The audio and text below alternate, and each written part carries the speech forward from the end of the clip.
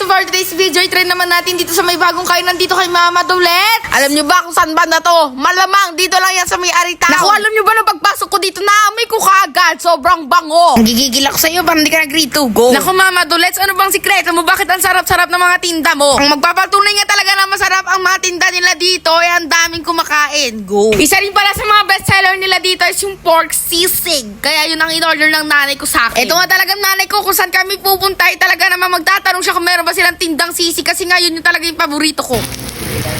Etong amoy ng sisig nila dito guys, pwede nang gawing pabango. Paano ba naman kasi napakabango talaga. Go!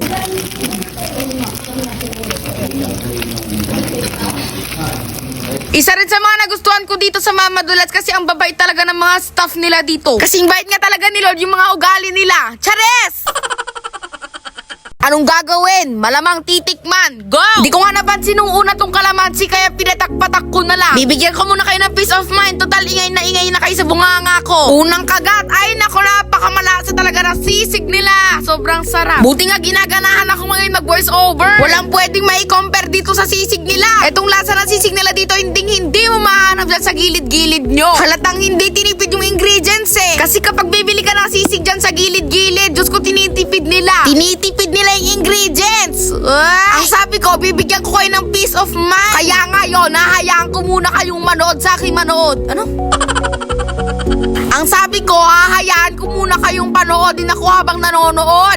Ano? Eto na talaga, hindi ko kasi ma-explain sa inyo ng maayos. Hahayaan ko muna kayong manood sa akin habang kumakain ako. Tapos rin, hayaan ko muna kayong matakam. Siyempre, hindi lang dapat ako nagpapakita, ang kapatid ko rin. Ang sa kanya naman pala ay buffalo wings. Alam niyo ba yung buffalo wings? Parang hindi ka nag-read to dyan kung di mo pa alam yan. Hayaan ko rin kayo na matakam sa kinakain niya.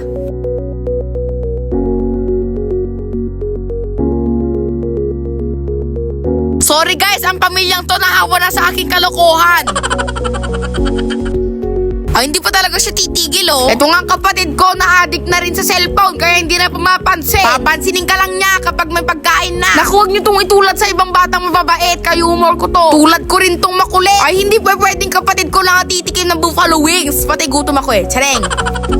Meron atang secret ingredient na hindi sinasabi sa atin. Pumunta kayo dito guys, sabay-sabay nating alamin kung ano ba talaga yung secret ingredient nila at bakit ang sarap-sarap ng mga paninda. Ay naku, nagigigil ako sa inyo ha. Subukan nyo lang sabihin na turo-turo to. Hindi to turo-turo. Napakasarap ng mga tinda nila dito. Mas masarap pa yung mga paninda nila dito kaysa sa mga fast food. O bakit hindi ko talaga sasabihin na joke lang yon? Kasi totoo naman talaga na masarap dito sa may Mama Dolet. O hindi na talaga ako magsasalita.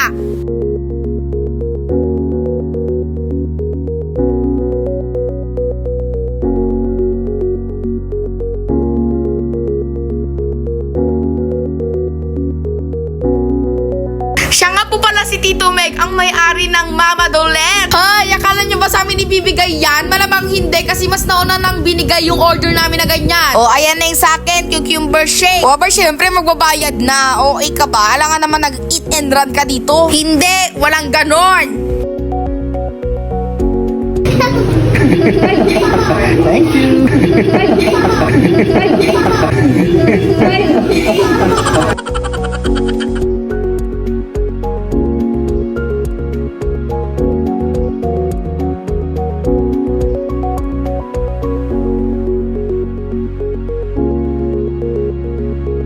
Oh, tapos na magbayad. Uy! Gusto ko nga sana mag-drive kaso patras. Ay, grabe. So, ayun lang muna for today's video. Bye!